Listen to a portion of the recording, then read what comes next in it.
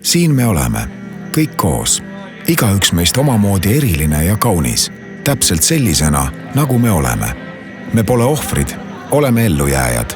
Oleme vastamisi seisnud rünnakutega meie vanuse, nahavärvi, keele, religiooni, rahvuse, puude, seksuaalse orientatsiooni, soolise identiteedi või päritolu pärast. Meid on kiusatud selle pärast, kes me oleme. Aga me ei pea seda taluma, sest ründajad ei tohi niisama pääseda. Me peame enda eest seisma.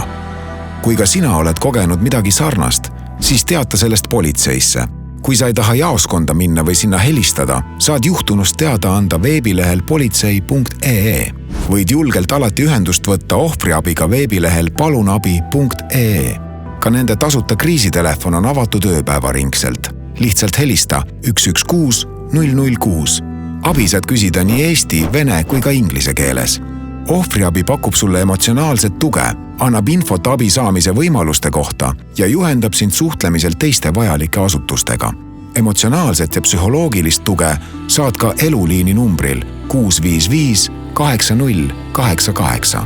Samuti saad infot erinevatelt vabaühendustelt, nagu Eesti LGBT ühing, Eesti puuetega inimeste koda, Eesti pagulasabi, Eesti naiste varjupaikade liit või Eesti inimõiguste keskus.